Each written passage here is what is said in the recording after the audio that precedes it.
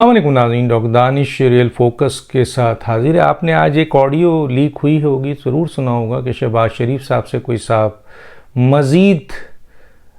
काबीना या मिनिस्ट्रीज़ मांग रहे हैं। आपको पता है इस वक्त कितना है? 1 साल की ये हुकूमत है और 75 के करीब इस वक्त इनके काबीना में अफराद हैं। बहुत से लोगों के पास कुर्सियाँ नहीं हैं, बहुत से लोगों के पास पोर्टफोलियो नहीं है, लेकिन इस इत्तेहादी हुकूमत को देखिए कि ये इत्तेहादी हुकूमत आई इसलिए थी कि ये इमरान खान ने जो मईशत की तबाही की है, अगर हम इनको नहीं हटाते हैं इमरान खान को, तो मईशत मज़ीद तबाह होगी और उसका बोझ आवाम पे पड़ेगा और आवाम की मोहब्बत में ये इत्तेहादी जमात हुकूमत में आई है। अब ये बताइए कि ये 75 लोगों की जो काबीना है जिसकी ज़रूरत नहीं है और मज़ीद कहा जा रहा है कि जी पीपल्स पार्टी का प्रेशर है, तो उसके बाद फिर MQ वाले मानेंगे, फिर आपके JUI मांगेंगे, फिर तो PMLN में जो शहबाज शरीफ साहब के दोस्त हैं ज़्यादातर वो मांगेंगे, फिर इस तरीके से ये मज़ीद बढ़ती जाती है। तो आज मैंने एक ट्वीट किया, जो गलत बात हुकूमत की होगी, जो गलत चीज़ होगी, हम ज़रूर बोलेंगे। ये जो इस वक्त इत्तेहादी हुकूमत का काबीना में अपने लोगों को डालना है, ये ज़्यादती है, ये बोझ है, क्योंकि एक काबीना का अरकान बढ़ता है तो कई लाख रुपए का बोझ जो है वो आवाम पे पड़ता है। तो आपको तो चाहिए था कि जब आप मईशत की दुरुस्तगी के लिए और आवाम को जो है वो महंगाई से बचाने के लिए और आवाम पर जो बोझ आ रहा है इस वक्त टैक्सेस का, उससे बचाने के लिए आप आए थे। तो आने के बाद आपने आवाम को रिलीफ देने के बजाय कि 15 आप काबीना रख लेते, 20 की रख लेते कि भाई ये जो काबीना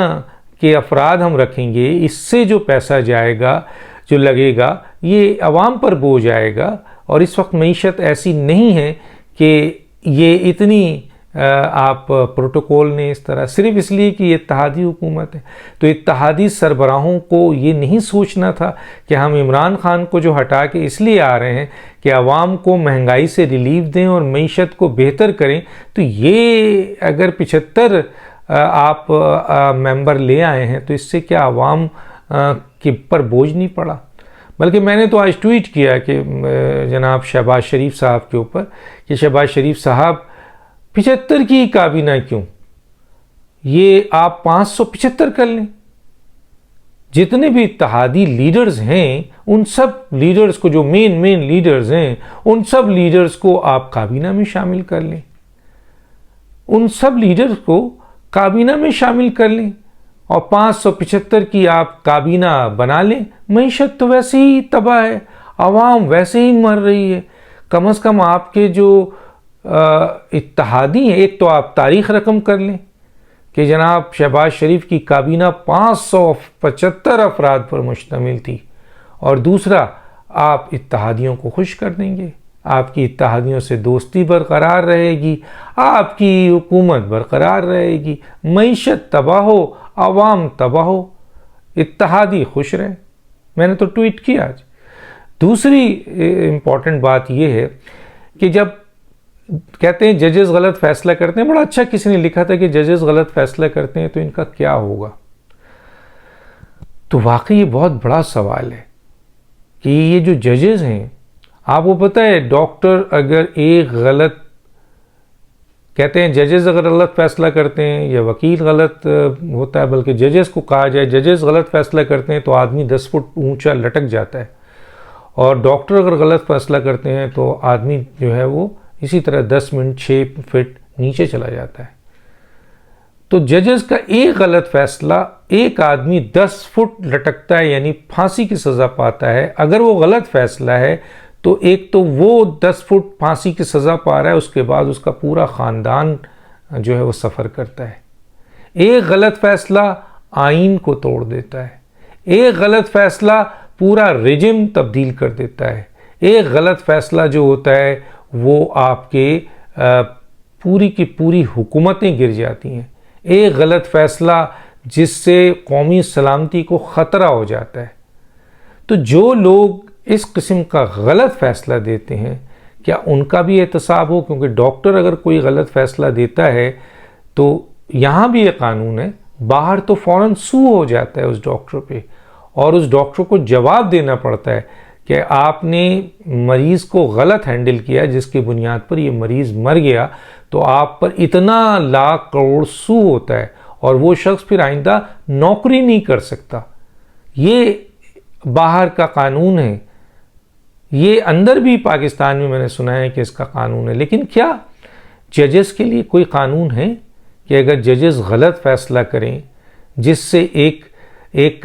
शख्स तबाह हो, एक पूरी ख़ानदान तबाह हो, एक मुल्क 10 साल पीछे चला जाए, रिजिम तब्दील हो जाए, पूरी हुकूमत गिर जाए, मईशत तबाह हो जाए, पाकिस्तान की सलामती को ख़तरा हो जाए एक गलत फ़ैसले से, तो क्या उसका एहतसाब नहीं होना चाहिए? और उसका एहतसाब तो ऐसे होना चाहिए कि वो इबरत का निशान बन जाए। और एक और बात ये कहता चलूँ कि बज़ाहिर इस वक्त जुडिशरी में चंद जगहों पर देखने में ये आया है, इदारे हमारे लिए बहुत मुअज़्ज़ज़ हैं, अदलिया हमारे लिए बहुत मुअज़्ज़ज़ है, ये इदारे जिसमें पाकिस्तान की आवाम की बड़ी नज़र होती है, बड़ा मान होता है, लेकिन वहाँ से ऐसे फ़ैसले आते हैं जो इस तरह की तबाही लाते हैं। हम ये फ़ैसले भी देख रहे हैं कि ऐसा लगता है कुछ जजेस ज़मानत देने के लिए तैयार बैठे हैं। तो किसी ने बड़ी अच्छी बात की, मैं यहाँ कोट कर देता हूँ कि अब अदालतों में ज़मानतें इस तरह दी जा रही हैं, ऐसे प्लेट में रख कर दी जा रही है कि पता ही नहीं चल रहा है कि ज़मानत किसको देनी चाहिए, किसको नहीं देनी चाहिए। और जिस तरीके से केसेस रात दिन और इतवार के दिन सुना जा रहा है, तो फिर मेरा ख़्याल है एक साहब ने बड़ी अच्छी बात की जो मैं कोट कर देता हूँ कि उन अदालतों के जजेस को, तमाम अदालत नहीं, बहुत अच्छे अच्छे जज हैं, उन अदालतों के जजेस को अगर इस तरीके से सामने आके अपने आप को पूरी दुनिया के सामने एक्सपोज करके ऐसे गलत फ़ैसले करने हैं, तो फिर ये अदालत आप उनके घरों पे लगा लें, बनी गाला पे लगा लें। अब जब खान साहब के केस में जिस तरह ज़मानतें दी गई हैं, कहा यह जा रहा है कि क्या ज़रूरत है उन जजेस को कि वो अदालत में बैठ के ये फ़ैसले करें, इतनी जहमत क्यों दें, इतनी तकलीफ़ इमरान खान को क्यों दें कि वो बनी गाला से उठ के अदालत में आते हैं। बेहतर नहीं है कि वो जजेस बनी गाला में जाके वहीं इमरान खान साहब को ज़मानत दे दें या उनके हक़ में फ़ैसला कर दें। अभी जो सूरत हाल इस वक्त कंडीशंस बनी हुई है वो बहुत ही आपके ख़तरनाक है। आप देख रहे होंगे कि जैसे मैंने बताया कि कुछ सीक्रेट एक्शन होने वाला है, और दूसरी तरफ अभी इमरान खान साहब जो लॉन्ग मार्च करने जा रहे हैं उसको चैलेंज कर दिया गया है। अभी अहम तरीन चंद केस अदालतों में जाने हैं और पूरी दुनिया ने देखना है, और हमें ये पता है कि इमरान खान के केसेस को सुप्रीम कोर्ट में मखसूस जज सुनते हैं, और अहम तरीन इमरान खान के फ़ैसले में मखसूस तरीन जजेस जो हैं वो सुनते हैं। और अगर 5 का बेंच बनाते हैं तो 3 ये वाले अक्सरियत वाले बैठते हैं, 2 वो जजेस होते हैं जो 12 के बेंच में हैं, जो अगर इख्तलाफी नोट भी लिखें, इख्तलाफी फ़ैसला भी करें, तो ये 3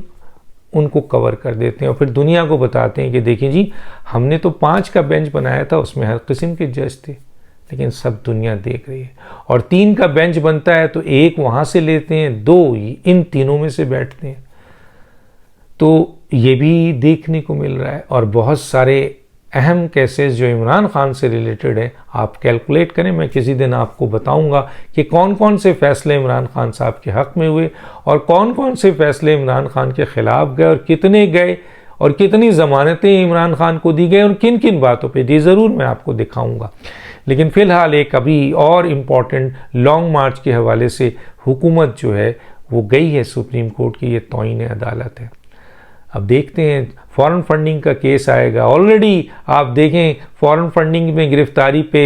फ़ैसले पे आ रहा हूँ मैं कि किस तरह फ़ैसला दिया गया। न सिर्फ फ़ैसला दिया गया है बल्कि उस दरख्वास्त को फ़ैसला देने के बाद ख़ारिज करने के बजाय उसको कहा गया है कि 18 अक्टूबर को मैं फिर सुनूंगा। क्या है ये? तो इसीलिए किसी ने कहा कि इन अदालतों में बैठे जजेस को अगर इतना ओपन होके पूरी दुनिया क्रिटिसाइज कर रही है, इंसाफ की धज्जियां बिखर रही हैं उस फैसलों में, इंसाफ होता हुआ नज़र नहीं आ रहा है उन फैसलों में, मेरिट की धज्जियां बिखर रही हैं उन फैसलों में, और एकतरफा फैसला नज़र आ रहा है, जानिबदारी का फैसला नज़र आ रहा है, लेकिन वो जजेस जो हैं वो देने पे मुज़िर हैं। उनको कोई फ़िक्र नहीं है कि कानून क्या कहता है, आइन क्या कहता है, इंसाफ क्या कहता है, वकला क्या कहते हैं, बार एसोसिएशन क्या कहते हैं, पाकिस्तानी क्या कहते हैं, लोग क्या कहते हैं। उनको उस फैसले को देना है चाहे कोई कुछ कहे। तो सही कहा किसी ने कि बेहतर है कि उनको बुलाया जाए, आप घर जाके दे दें, ताकि एक अच्छी मिसाल कायम हो कि जनाब अब अदालतें जो हैं वो बनी गाला में लगेंगी। हमारा एहतराम अपने उन जजेस और उन जजेस के फैसलों से जिन्होंने इंसाफ का बोलबाला किया, अदालत का एहतराम और इज़्ज़त बढ़ाया, और उन जजेस ने जिन्होंने, अब जैसे 62(1)(f) है या नासिर, जिन्होंने सज़ाएं दी हैं ऐसी जो तसव्वुर ही नहीं आइन में, उन जजेस को और उनके फ़ैसलों को, और आज भी जो गलत फ़ैसले हो रहे हैं, पाकिस्तान की अवाम उसको तारीख़ में अच्छी नज़ीर से नहीं देखेगी, अच्छी नज़र से नहीं देखेगी। डॉक्टर दानिश को याद दीजिए। अल्लाह हाफ़िज़।